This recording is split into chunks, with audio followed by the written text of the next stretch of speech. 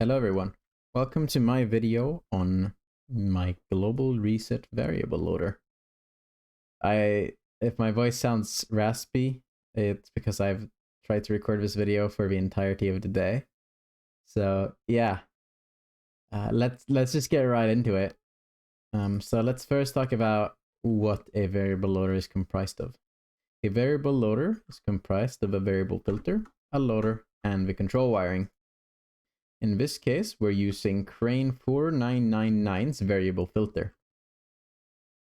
For the loader, Floppy Donkey came in with some incredible ideas later on in the project, and I will be showing you that all later on. And then a lot of me and J-Roy, we contributed with a lot of ideas, and I kind of started this project, which is why I'm the one making this video. So let's get right into what is a variable filter. Well, a variable filter is a filter that is able to assign and unassign an item to itself. So right here, we have the default state of a variable filter. If we input items into it, it will be an assigned variable filter. If we input more items into it, it will start unloading those filter items into the bottom hopper. And then when we want to unassign this filter, we're going to flick this lever and we're going to have the item deassign.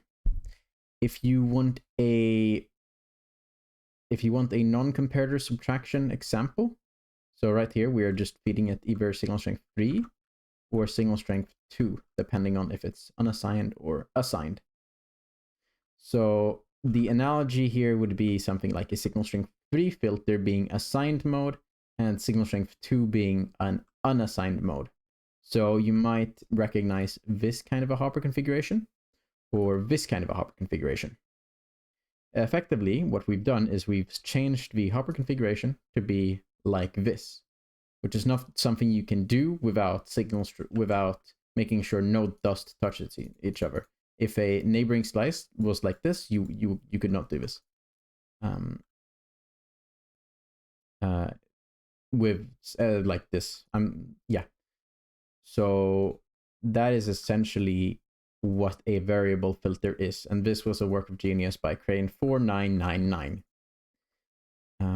Now let's talk about the loader part. And to talk about the loader part, we kind of have to go all the way to the start, to this, which is not mine, not even remote. There's not even a component of mine in here.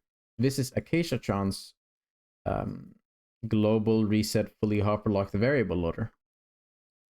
And one of the main takeaways from this that I had was this, which is a full speed loader. Now, what a full speed loader does is it kind of solved the biggest issue with variable loaders at the time. And this wasn't a revolutionary component, it's more that nobody had used it on variable loaders as far as I'm aware.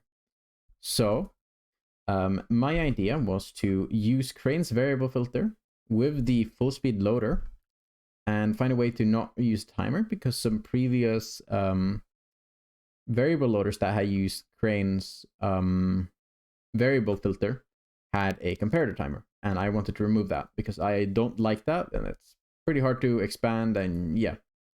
So this is the absolute end result of it all, after a few people got involved. So let's talk about the features now that you have a general grasp of this thing. So number one, it has no inventory prefill, so you will not need to enter into any dropper or hopper to prefill the items besides these top hoppers right here. Number two, if boxes are running out, it will burn the items in order to protect the system from breaking a box but not being able to replace a box. It is also easily expandable. This is thanks to the lack of timer, and instead I implemented this NAND gate right here. Now, secondly, these two right here are features that Floppy Donkey contributed with. On reset, the loaders replace the boxes that weren't placed. So in case somehow a shulker box it runs out of boxes, on reset it will fix that as long as you have new boxes. And it only, and when resetting, it will only eject partial boxes, as well as no item buildup. And this is because of the full speed loader idea that Acacia-chan brought to the table. So let's talk a little bit about these full speed loaders. And then we'll go on to the partial flushing. So right here we have a non full speed loader, and right here is Floppy Donkey's full speed loader. So the main difference is when I flick this lever, you are going to see that when it swaps a box, it is going to build up into 2 concrete right there. So let's just do that. Right there, and you see 2. And then if we were to replace another box, we would see 3 items being built up. So the way we fix that with a full speed loader is by simply replacing the box within 8 game ticks of the box getting full. So just to show you this working, replaced, and there is no buffer. Now I'm going to demonstrate to you how it removes the partial box. So right here, what Floppy realized is if we just remove the power source right here, this is what is checking and making sure the box is only being broken when it's completely full.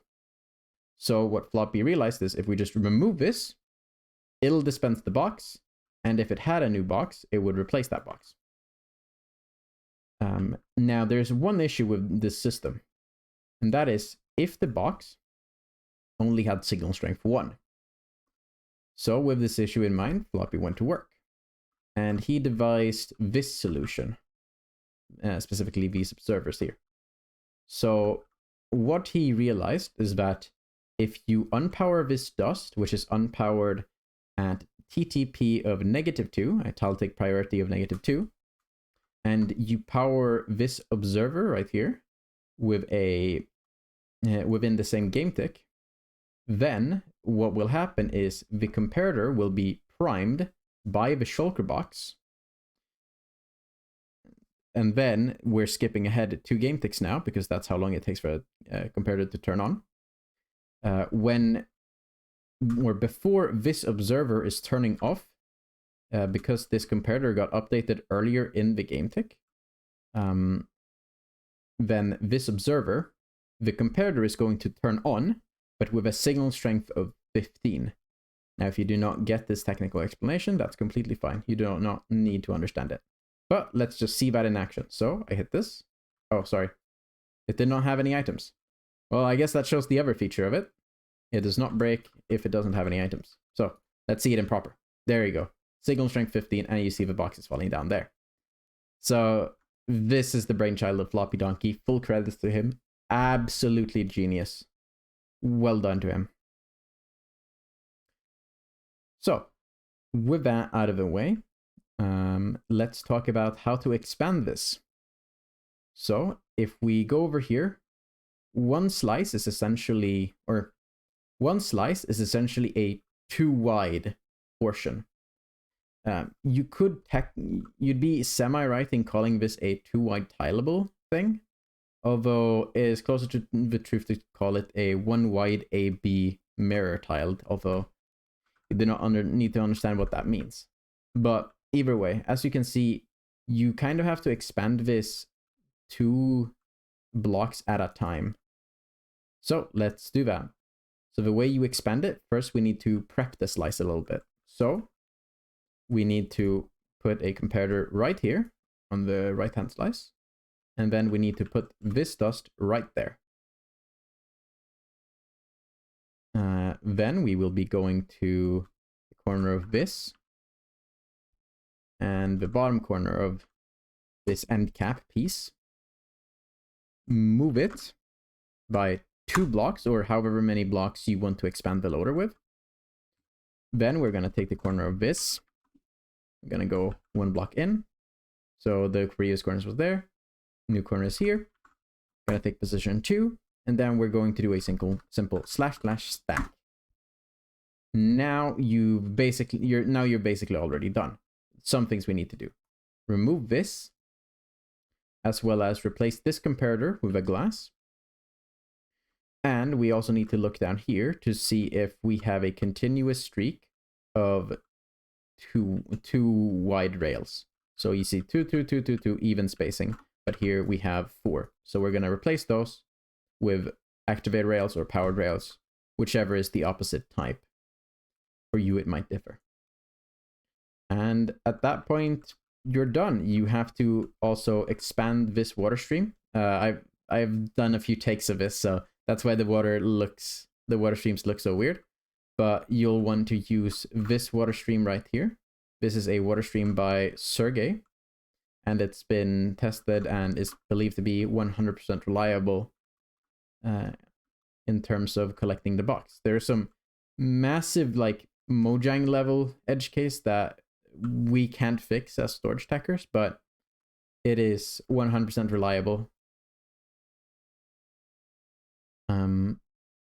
Now, that is about it. Some other general notes is that you have to make sure that, hey, this is proper. Also make sure that there are 2 wide rails on each end. Yeah. And that is about it. Oh, right. So I'm going to talk to you about what use cases there are. So there are 2 main use cases of a variable loader. The first and most popular use case is a concrete factory. These are quite ideal for concrete factories, actually, especially because they can take in a variety of items without much problem because of the previous filters, as mentioned. Now, another use case for this would be UTFs, where you have a large amount of variety in the item type you can get in. But for UTF, there are some other approaches. I don't know if I'll make a video on that. But either way, let's just kind of watch this all in action.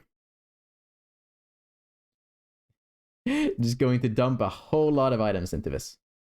So in the meantime, I'm going to talk a little bit about how this works mechanically. So right here, we have a fader tied to this pressure plate.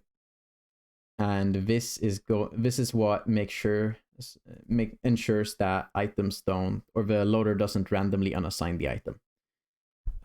When this runs out, I have a little redstone block, redstone dust configuration down here to start burning the items. So now if I try and input items, you'll see they'll all get burnt immediately. Additionally, when you're first setting this up, you will have to wait until where's the box? Until this hopper line gets all the way to the end and fills up all the way to here before you can run it. Otherwise, I have set up the system as such that it'll burn all of the boxes, or not the boxes, the items that come in. So those are some general notes, and as you can see, we have the result right there. Now, if you're wondering, okay, but where do I hook this up to? My suggestion would be a box sorter, and this is kind of getting outside of the scope of the video, but generally you would use a box sorter, which you can find in the Storage Tech archive. So, thank you very much for watching. Have a good day.